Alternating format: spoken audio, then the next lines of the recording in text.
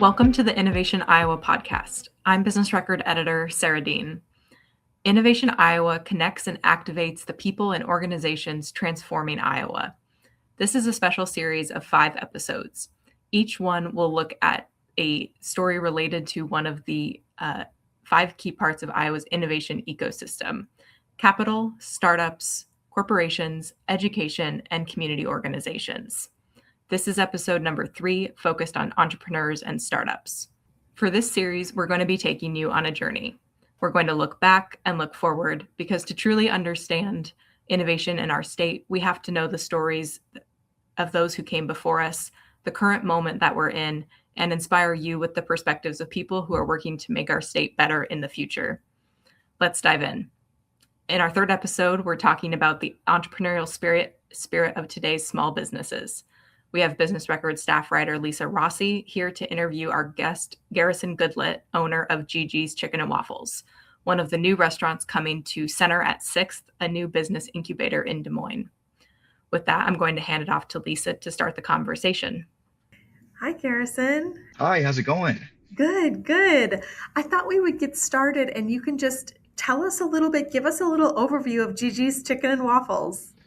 Okay, well, Gigi's Chicken and Waffles is a locally owned, minority-owned business where we serve great, amazing tasting food, Southern comfort food, that food that you taste it, you want to sleep after, I will admit, but while you're tasting it, it's really, really good. It's really flavorful.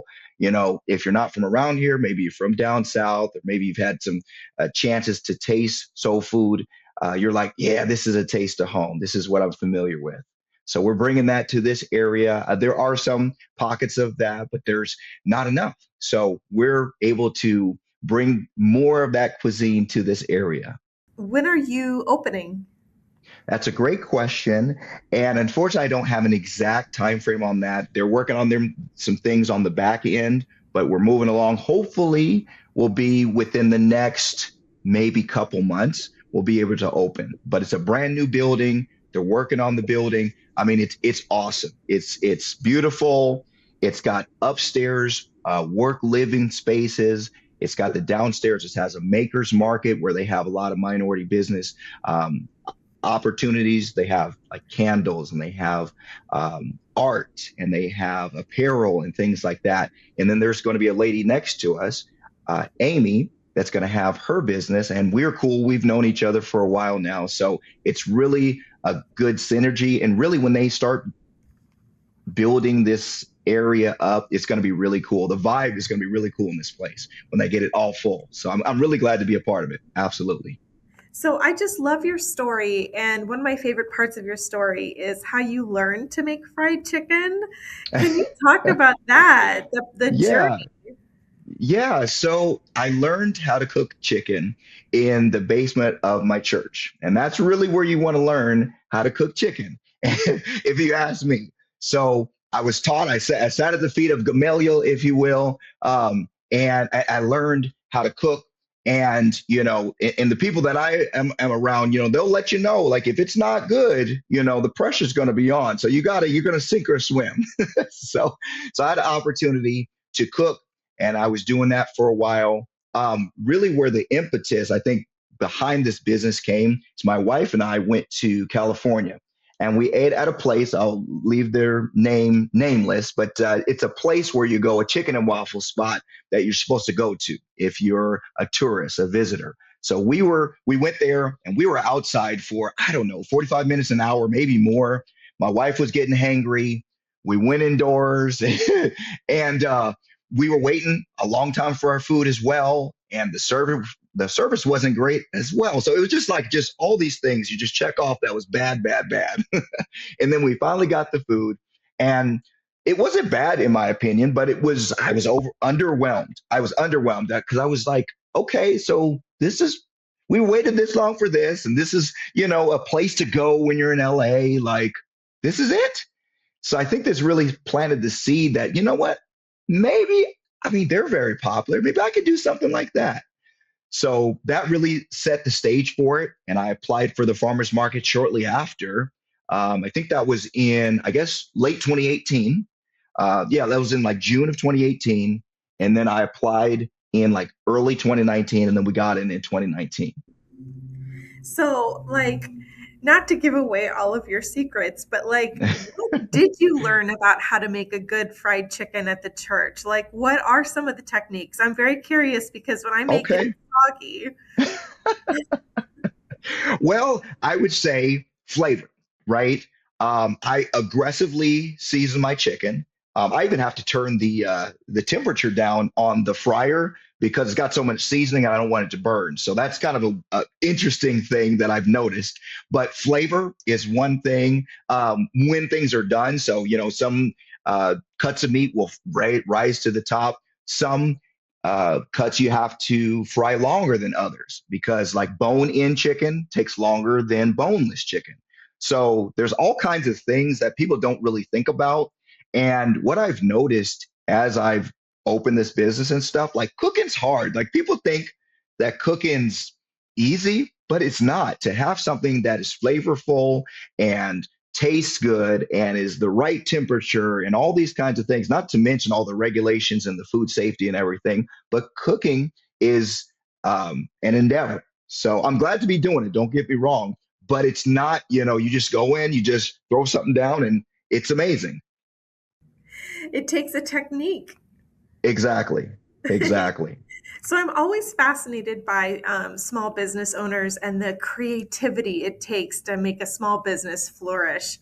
And I wanted to ask you about your creative process. How do you cultivate a creative environment for yourself so your ideas can thrive? Oh, wow. That's a great question. And I'm going to say it's innate, first of all. So my mother is a very creative person. She was in dance. She actually started a dance troupe at the University of Iowa when she went there. And she directed me in plays in middle school. And I was in show choir and things like that. So it's just innate in me to, like, I guess, be creative and perform and stuff like that. And actually, my son is going to Iowa for music. So it's just in our blood to be creative and create things. So I would say it's innate. It's also, I like joking around a lot. So if you look at my Facebook, it's lighthearted. It's encouraging, things like that. But, I just did Timu Michael Jackson. So if you don't know what I'm talking about, just get out there. You'll see what I'm talking about. Where I was dressed up like Michael Jackson, and then I went to the movies and what have you. But just being creative, it's something that is in you, and not taking yourself too seriously, and being willing to try new things, and just doing it, and being excited about things, and it's really cool to be able to create something that people enjoy, and they're like, want it, and they'll call you, hey, when you guys are going to be open again? Oh, I'm sorry, we're not popping up yet, but it's cool to have something that people really want. So, can people find you right now? Are you at a farmer's market? Great question. We're not at the farmers market at this point. We might get in there. We thought that we were going to be at the center at this point. So that's one of the reasons we didn't do farmers market. So that's been delayed a little bit, but it's going to happen. It's just, God's timing. So it's going to happen, just not as soon as we thought. So we're not at the farmers market yet. We might get in there here and there. But the best place to find us is just following us on social media, and we'll let you know where we're going to pop up, where we're going to be, those kinds of things. We will be at, and now I know this is not for a little bit, but we will be at the World Food Festival. We will also be at Ankeny Summerfest, which is coming up. That's going to be like the second week in July, so not as far away. But yeah, we'll be around. And trust me, once we open up, we'll be there. We're in it to win it. You'll be able to find us on a regular basis. So, I wanted to ask you about being a small business owner, and what do you want others to know about issues that are facing small businesses? Well, knowledge is probably the biggest thing, right? Knowledge is power. So knowing who to connect with, knowing where to get funding, how to get education, those kinds of things. I think it's very important to connect with people that are further along than you, and are where you want to be. It doesn't even have to be in your field. Obviously, it'd be good to be in your field, but you should surround people yourself with people that are very successful in whatever field that they're in, because success, there's kind of a modality to success. It's, you're not remaking the wheel. It doesn't matter if you're a restaurant, or if you're selling insurance, or if you're building a construction company. It's important to know what you don't know so that you can educate yourself and fill in those gaps. You mentioned you like to interface and interact with people who are farther along than you. Can you talk more about that? Like, who are your mentors? Like, who's helping you? Sure, sure. So there's a gentleman named Curtis Ball. Um, Actually, I think his first name might be something different, but he goes by Curtis. And he works with the Evelyn K. Davis Center. And I've connected with him and actually meet with him on a regular basis. And he's independently wealthy and he knows what he's doing. He's got connections with people. So he was telling me something about recipes and stuff like that, about keeping them secret and stuff like that, that I thought about, but I didn't think about the way that he mentioned it. And he's got connections with people like in Iowa State. So when I want to do testing for things that I want to put in the stores, like sauces or cornbread or something like that, he's got connections as well. And with the city and the state and all those kinds of things. So it's important, as you know, it's the old axiom, it's not what you know, it's who you know, right? In a lot of ways, it's who you know. So making those connections is super important. I'm also part of the Ankeny Chamber of Commerce. So making connections there is going to help skyrocket. One of the things that we've been we're not able to just blow up completely because we're just a pop-up, right? So it's hard to be like, hey, come to us on, well, I don't know, where we'll pop up in a couple of weeks. I just don't know yet, because I have a 9 to 5 job and then I have people I rely on, and then I have to make sure that everybody aligns together. But once I leave the job and I do this full time, I'll be able to tell you, hey, see us Tuesday through Saturday, Wednesday through Saturday, whatever. And it'll just allow us to be more visible, easy to find, and we'll be able to put advertising out there. Actually, we got a nice billboard. Oh, it's beautiful. But yeah, we'll be able to just skyrocket. So What's your 9 to 5 job, Garrison? that's a great question. So I work at Principal Financial Group. I'm a financial consultant. I talk to people about their options when they leave a company. So if you have a 401k plan and you leave your company, you typically have 4 options: leave it, take out cash, roll to an IRA or another employer plan. I advise them on which of the options is going to be in their best interest. So that's what I've been Nice. doing for a minute. Yeah. You're a multifaceted person. Thank you. I really appreciate that. Thank you. I've been super blessed. I've been very blessed to be on this path and to have the job that I have. And Principal is a great company. And to have the flexibility, by the way, to be able to, do farmers markets and all these kinds of things while I'm still working has been amazing. So, So this is a question about Iowa. okay. I want to hear from you how you think small businesses and entrepreneurs like yourself Mhm. help make Iowa more innovative and transform the state. Sure, absolutely. Well, I think that small businesses are the lifeblood of the economy. Obviously, you have your principles of the world, and that's great.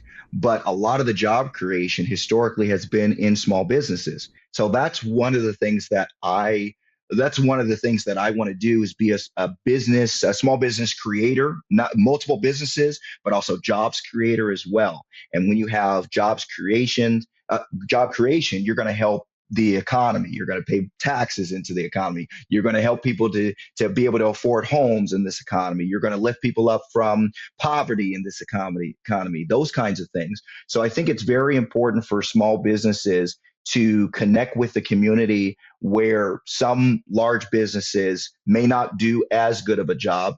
And obviously, there are companies that do better than others, Principal being one of them. But there are companies that may be somewhat disconnected. And I think the small businesses may have a leg up to be able to connect with the communities that they serve and their customers and things like that. And that's what I want to be, as a connector to people, to help them, which helps the whole community. It's just like being on the Chamber of Commerce. If we help businesses, we help Ankeny as a whole. So everybody, it's just like the tide, it rises all ships. So this is my last question. I want to know, what's the best That's advice it. anyone? What? Right. I said, that's it. Got to put the screws to me. You didn't do it. What's the best advice anyone has ever given you about owning a business? I don't know if I have one specific word of advice that I was given, but what I will say is this: the support that I've gotten is one of the best things that I could ever get. This is truly a family business. Okay. So the people around me are family and friends.